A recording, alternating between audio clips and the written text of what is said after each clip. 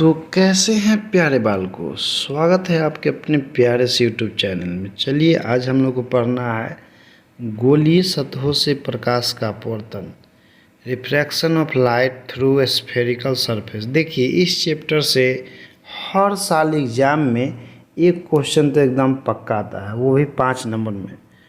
तो इसमें पहला क्वेश्चन आपका है कि उत्तल सतह के लिए अपवर्तन सूत्र μ2 बटा v minus μ1 by u is equal to μ2 minus μ1 by r सिद्ध करें, या अवतल सतह के लिए अपवर्तन सूत्र μ2 by v minus μ1 by u is equal to μ2 minus μ1 by r सिद्ध करें।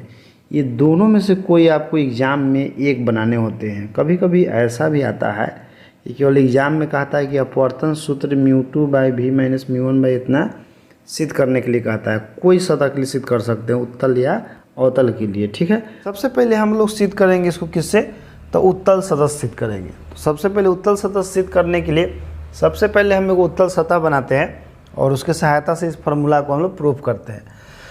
तो इसके लिए हम क्या करते हैं, सबसे पहले देखिए यहाँ पर एक उत्तल सतह बना रहे हैं और उत्तल सतह बनाने के बाद हम लोग का काम हो जाएगा आधा से ज़्यादा। यहाँ पर ही चलिए इस प्रकार से मान लीजिए कि हमारा एक उत्तल सतह है, इसे ये आपका उत्तल सतह हो गया, ठीक है। और इसका हम नाम दे देते हैं यहाँ से A और यहाँ पर नाम दे देते हैं B। और इसका एक मुख्य अक्ष होगा, इसका मुख्य अक्ष हम मान लेते हैं यहाँ पर A। अब देखिए ये आपका उत्तल सतह है, ये आपका मुख्य अक्ष है। यहाँ कोई बिंदु वस्तु मान लेते हैं कि यहाँ कोई बिंदु वस्तु आपका बिंदु वस्तु यहाँ पर मान के चलते हैं कि यहाँ हमारा बिंदु वस्तु O है, यहाँ पर बिंदु वस्तु O है। अब O से चलने वाली किरण उत्तल सतह के बिंदु यहाँ पर S पर मान लीजिए कि मिल रहा है। तो हम लोग जानते हैं कि उत्तल सतह में जो किरण जो होता है नीचे की ओर मुड़ जाता है। तो यहाँ पर इस प्रकार से किरण आपका यहाँ मुड़ जाएगा, यहाँ पर नीचे की ओर मुड़ जाएगा, ठीक। अब यहाँ पर एगो हम अभिलंब खींचते हैं, इस पॉइंट पर हम क्या करते हैं दोस्त, यहाँ पर एगो हम अभिलंब खींचते हैं इस प्रकार से। अब देखिए ये हमारा आपतित किरण है जो बिंदु S पर आके मिला है और ये हमारा अपवर्तित किरण है, ठीक। तो जैसा कि हम लोग जानते हैं कि आपतित किरण और अभिलंब के बीच बने कोण को आपतन कोण कहते हैं। तो ये देखिए हमारा आपतित किरण हो गया और ये हमारा अभिलंब हो गया। आपतित किरण और अभिलंब के बीच में जो कोण बनता है उस कोण को हम लोग क्या कहते हैं, आपतन कोण कहते हैं। तो ये अभिलंब और ये आपतित किरण दोनों के बीच में जो कोण बनता है उसको हम आपतन कोण कहते हैं। आपतन कोण को I से लिखते हैं। फिर हम लोग जानते हैं कि अपवर्तित किरण और अभिलंब के बीच बने कोण को हम लोग अपवर्तन कोण कहते थे। हमारा अपवर्तन कोण हो गया R हो गया। अब इसमें हम लोग यहाँ पर नाम दे देते हैं, इस पॉइंट का नाम दे देते हैं S नाम दे देते हैं, जहाँ पर आपका आपतित किरण अपवर्तित किरण जो भी है, और इसका हम नाम दे देते हैं O।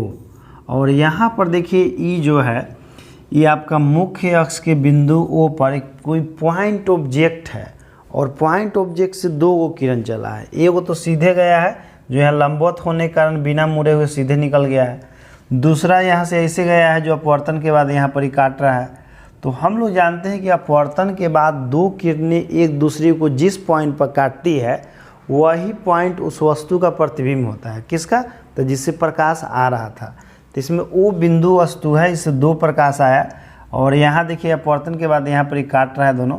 तो यहाँ पर हम लोग मान लेते हैं कि आपका I है, ये प्रतिबिंब है बिंदु वस्तु O का, और ये हम अपने मन से यहाँ पर पॉइंट हम C मान लेते हैं।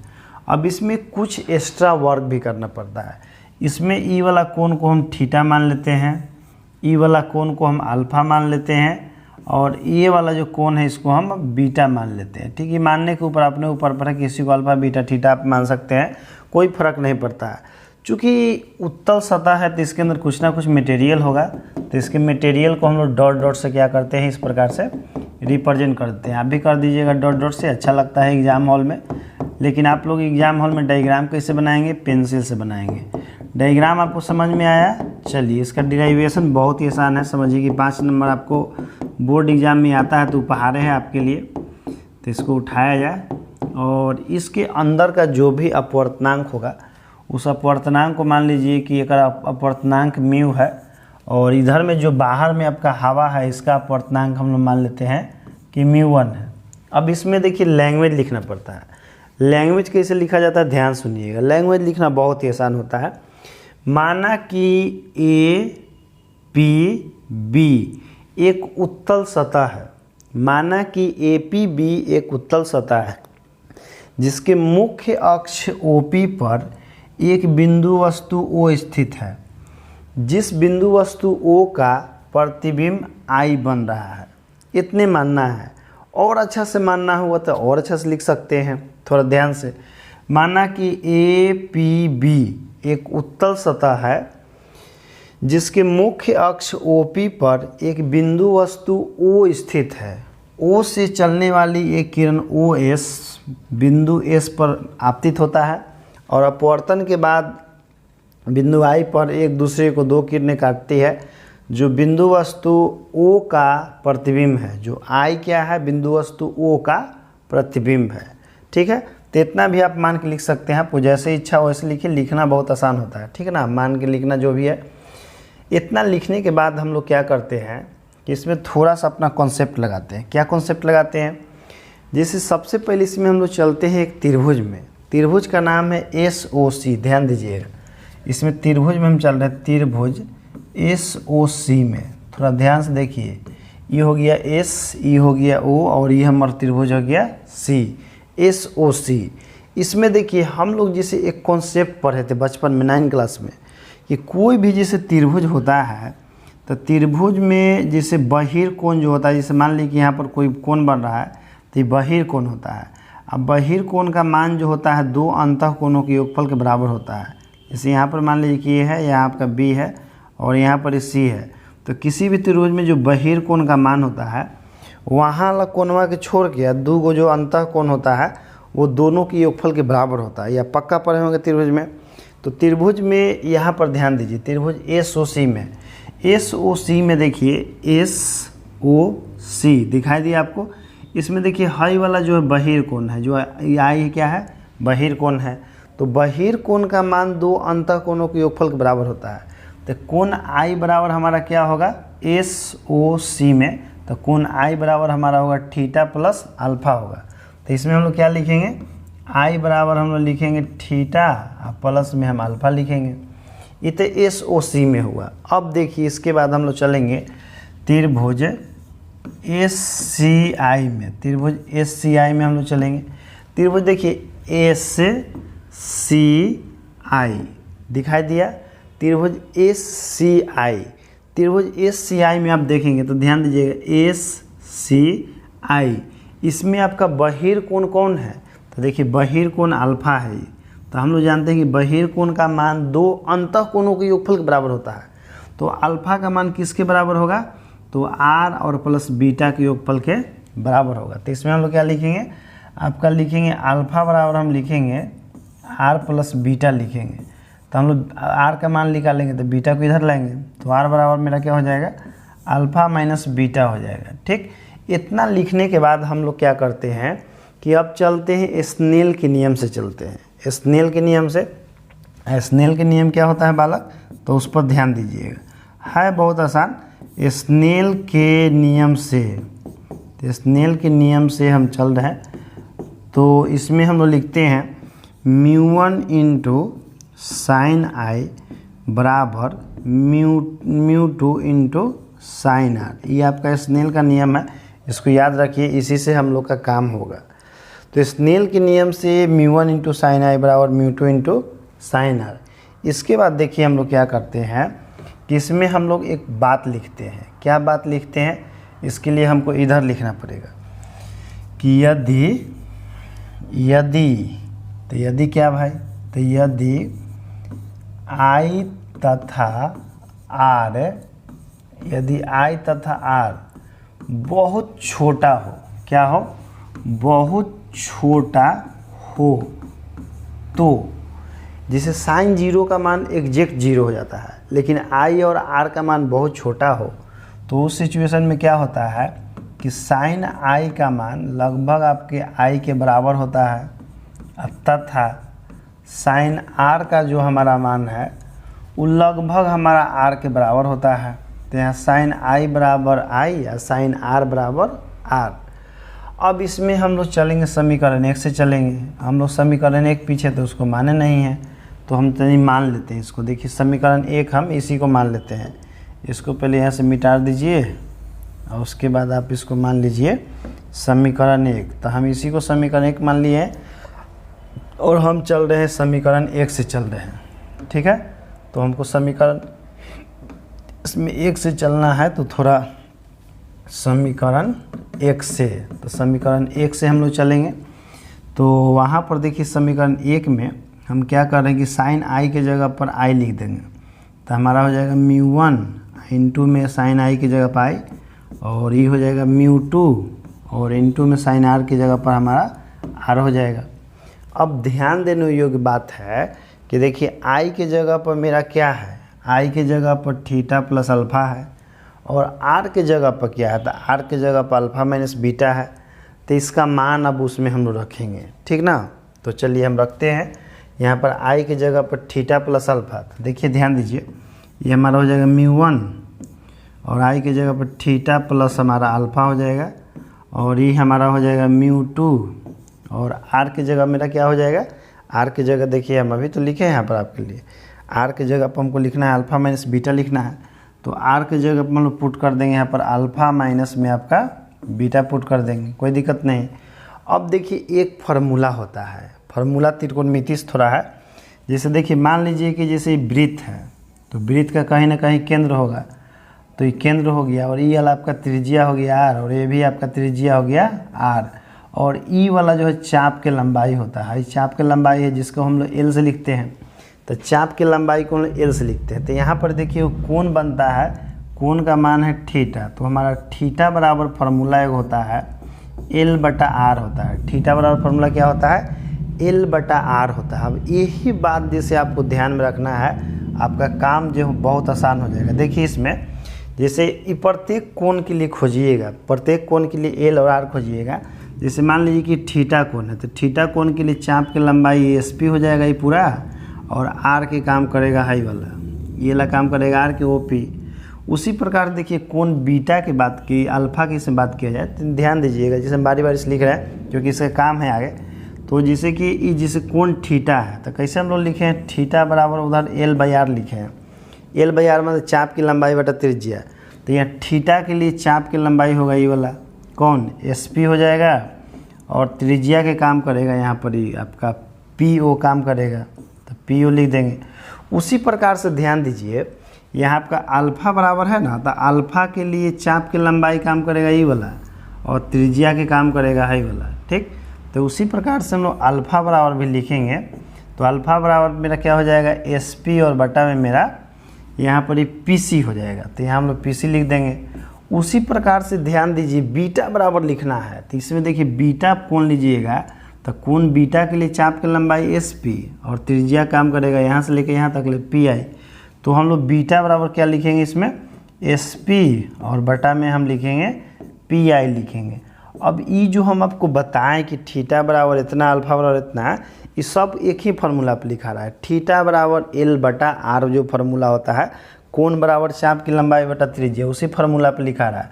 तब इसमें आपको मान रख देना है, मान रख दीजिए जो भी मान हम पीछे लिखे हैं, तो हमारा काम हो जाता है। देखिए μ1 बराबर हम लोग क्या लिखेंगे, यहाँ थीटा के जगह अभी हम आपके सामने लिखे हैं पीछे क्या लिखे हैं, एस पी बटा में हम लिखे हैं पी ओ लिखे हैं। फिर हम अल्फ़ा के मान लिखे हैं, अल्फ़ा के मान कितना लिखे हैं बालक, तो अल्फ़ा के मान लिखे हम एस पी या बटा में लिखे हैं पी सी लिखे हैं। फिर इसी तरह से हम लिखेंगे μ2 इधर, और अल्फ़ा के मान अभी हम लिखे हैं यहाँ पर, देखिए यहाँ पर अल्फ़ा के जगह पर एस पी बटा पी सी, तो यहाँ पर रख दीजिए एस पी या बटा में पी सी रख दीजिए। और साथ ही बीटा का मान हम लिखे हैं, बीटा के मान क्या लिखे हैं बालक, तो लिखे हैं एस पी बटा में लिखे हैं आपका पी आई लिखे हैं, ठीक, कोई दिक्कत नहीं यहाँ तक में। अब आपको एक चीज़ दोनों में कॉमन दिख रहा होगा, क्या कॉमन दिख रहा है कि दोनों में एस पी कॉमन है कि नहीं, दोनों में एस पी कॉमन है।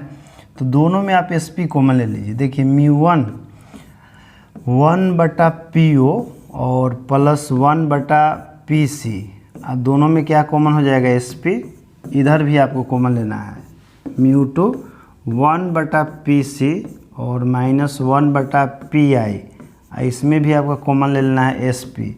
ये एस पी से एस पी आपका कैंसिल हो जाएगा, तो मेरे पास बचेगा यहाँ पर μ1 इंटू 1 बटा पी ओ और प्लस में 1 बटा हमारा पी सी और इधर हमारा हो जाएगा म्यू टू और इनटू में 1/PC और माइनस में 1/PI। इसके बाद देखिए हम लोग क्या करेंगे इसमें, अब इसमें हम लोग चलते हैं निर्देशांक चिन्ह परिपाटी से। इसमें मेन भूमिका किसका है, निर्देशांक चिन्ह परिपाटी का है यहाँ से। तो इसके बाद आपको लिखना पड़ेगा कि निर्देशांक चिन्ह परिपाटी से, जैसे बहुत ज़्यादा आसान है, ठीक ना, इसमें कुछ भारी नहीं है बनाने में, बहुत आसान पड़ता है। निर्देशांक चिन्ह परिपाटी से, निर्देशांक चिन्ह परिपाटी से, इसको अंग्रेजी में कहा जाता है from sign convention, from Cartesian sign convention, इसमें अंग्रेजी में कहा जाता है। तो निर्देशांक चिन्ह परिपाटी से देखिए, इसमें जो PO था हमारा वस्तु दूरी था, PO क्या था, वस्तु दूरी है। देखिए दिखाते हैं आपको, हम लोग को 3 के मान लिखना है, एगो PO के, एगो PC के, एगो PI के। देखिए वो चीज़ हम आपको डायग्राम में दिखाते हैं। यहाँ पर देखिए आपको स्पष्ट दिख रहा होगा डायग्राम में एक चीज़ है, और वो क्या दिख रहा है वही हम आपको दिखाना चाहते हैं। देखिए यहाँ पर जैसे यहाँ तो हमारा पॉइंट B था, देखिए इसमें ये हमारा वस्तु है, तो वस्तु और पॉइंट P के जो बीच का दूरी है ये वस्तु दूरी कहलाएगा। आपतित किरण की दिशा में मापी गई सभी दूरियां धनात्मक होती है, लेकिन आपतित किरण के विपरीत दिशा में मापी गई सभी दूरियां ऋणात्मक होती है। तो इसमें जो PO जो है, तो यहाँ से हम भीतर भी आ रहे हैं P से O की ओर, किरण जा रहा है ऐसे, किरण जा रहा है आपका O से इधर की ओर, हम लोग उल्टा दिशा में माप रहे हैं।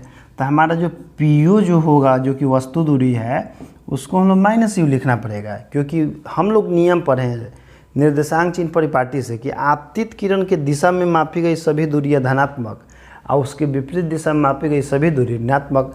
तो ये आपतित किरण जा रहा है ऐसे, हम माप रहे हैं उल्टा से, तो ये ला हो जाएगा माइनस में वस्तु दूरी। समझ में आया।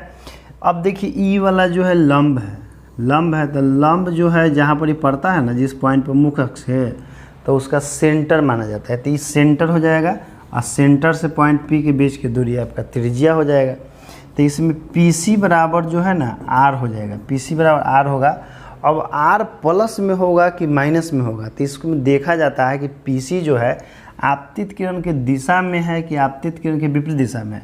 तो देखिए PC यानी कि P से C, किरण भी वही दिशा में जा रहा है, तो हमारा PC जो है +R हो जाएगा निर्देशांक चिन्ह परिपाटी से। अब फिर साथ ही हमारा जो PI है, तो वो भी किरण की दिशा में ही है, तो PI बराबर भी मेरा क्या हो जाएगा, तो PI बराबर हमारा प्रतिबिंब दूरी है, क्योंकि I यहाँ प्रतिबिंब है और P से I के बीच की दूरी प्रतिबिंब दूरी, ये आपका +V लिखाएगा। ठीक, तीनों चीज़ हम लोग लिख लिए। अब वही तीनों चीज़ उसमें रखना है, तो हम जो लिखे हैं कि निर्देशांक चिन्ह परिपाटी से, तो PO बराबर मेरा -U हो जाएगा और PC बराबर हमारा +R हो जाएगा, और फिर हमारा PI बराबर आपका इसमें +V हो जाएगा। अब इस सब मान आपको इसमें पुट कर देना है, इसको आप समीकरण 2 मान सकते हैं। ठीक ना, ये जो भी मान है इस सब को इसमें क्या कर दीजिए, पुट कर दीजिए समीकरण 2 में। तो फिर यहाँ पर हम लिखते हैं आपका समीकरण 2 से, यहाँ लिख रहे हैं बालक देखिएगा, समीकरण 2 से मतलब 2 में आपको सब रख देना है। तो चलिए रखते हैं, यहाँ पर हमारा μ1 हो गया, और यहाँ रख दीजिए PO के जगह पर हमारा -U हो जाएगा, तो 1/-U और +1/PC, तो PC के जगह पर हमारा +R रखना पड़ेगा, और फिर इनटू में इधर आपका है μ2 और 1/ आपका PC है, तो 1/ हमारा +R रखाएगा यहाँ पर, और -1/+V रखाएगा, रख दिए। अब इसको सोल्व करेंगे, अपने आप आ जाएगा। देखिएगा कितना आसान है, इतना आसान है ना कि समझिए कि एग्ज़ाम में आया तो आपके लिए उपहार है। उपहार इसलिए क्योंकि बहुत आसान है। तो ये हमारा हो गया μ1 और ये हो गया -1/U और ये हो गया 1/ आपका R, और फिर यहाँ हम लोग लिखेंगे μ2 और यहाँ देखिए 1/R और ये हमारा -1/V हो गया, कोई दिक्कत नहीं। अब यहाँ पर ही एक से गुना कर दीजिए अंदर में, तो अंदर में गुना कीजिएगा तो माइनस हमारा हो जाएगा -μ1 और /U, और ये हमारा हो जाएगा +μ1 और हमारा R हो जाएगा, और यहाँ हमारा हो जाएगा μ2/R और इससे गुना करेंगे तो हमारा हो जाएगा -से μ2 बटा में हमारा v हो जाएगा। अब इसको उठा के हम ई पार्टी लाएंगे और ई वाला के उठा के वो पार्टी ले जाएंगे, बस हमारा प्रूफ हो जाएगा। तो देखिए ला रहे हैं, पहले हम इसको उठा के ई पार्टी ला रहे हैं, तो उधर माइनस में है तो इधर आएगा तो हमारा प्लस में हो जाएगा μ2 बटा v। ठीक, इसको इधर रह दीजिए, हमारा क्या है माइनस μ1 और बटा में हमारा u है, और ई वाला के उठा के वो पार्टी ले जाएंगे। तो हमारे यहाँ पर पहले से क्या है μ2 बटा r, और इसको ई पार्टी ले जाएंगे तो माइनस में हो जाएगा, μ1 बटा हमारा r हो जाएगा। अब ई तो हमारा हो गया μ2 और बटा में v और माइनस μ1 बटा में u, और बराबर में क्या हो गया बालक, यहाँ एलसीएम ले लीजिएगा तो μ2 माइनस μ1 और बटा में हमारा हो गया r। यही हमारा हो गया प्रूव्ड। इतना खूब सुंदर से लिख दिए तो आपका 5 में 5 नंबर कोई नहीं रोक पाएगा। आपको 5 में 5 नंबर एकदम मिलना ही है, सवाल नहीं कि नहीं मिलेगा, नहीं मिलेगा तो सवाल नहीं है, एकदम पक्का मिलेगा। इसमें एगो नोट भी होता है। वो नोट क्या होता है, उन नोट के लिए आपको डायग्राम देखना पड़ेगा। जैसे देखिए बाहर में हमारा माध्यम जो है हवा है, बाहर माध्यम क्या है बालक, बाहर में माध्यम हमारा हवा है, और हवा के लिए जो अपवर्तनांक का मान होता है हमारा 1 होता है। अंदर में कांच है, तो कांच के लिए जो भी अपवर्तनांक है इसको हम म्यू मान लेते हैं, कांच के लिए जो भी अपवर्तनांक उसको क्या मान लेते हैं, म्यू मान लेते हैं। तो इस यहाँ पर नोट आपको ये लिखना है कि यदि क्या लिखना है समझ लीजिए, यदि μ1 बराबर 1 तथा μ2 बराबर म्यू, कहने का मतलब कि हवा के लिए μ1 बराबर 1 तथा कांच के लिए μ2 बराबर म्यू। तो ये फार्मूला में रख दीजिए, μ2 की जगह म्यू रख दीजिए, तो हो जाएगा म्यू बटा v माइनस 1 बटा u, बराबर में हो जाएगा म्यू माइनस 1 और बटा में r हो जाएगा। ये विशेष कंडीशन के लिए, कभी कभी ऑब्जेक्टिव में मान लीजिए कि पूछ दिया और इस रूप में फार्मूला रहे ही नहीं, तो इस रूप में हम लोग खोज लेंगे तो हमारा काम हो जाएगा 5 नंबर के। समझ गया? तो बहुत इजी है। और देखिए आप लोगों को PDF डाउनलोड करना होगा तो वीडियो के डिस्क्रिप्शन बॉक्स में लिंक दिया हुआ है, लिंक पर टिपिएगा, ऐप खुलेगा, ऐप से आप PDF डाउनलोड कर लीजिएगा। बहुत ही इजी स्टेप है, समझ गए? तो इस वीडियो में इतना ही, फिर आपसे मिलते हैं अगला वीडियो में। जय हिंद प्यारे बालकों।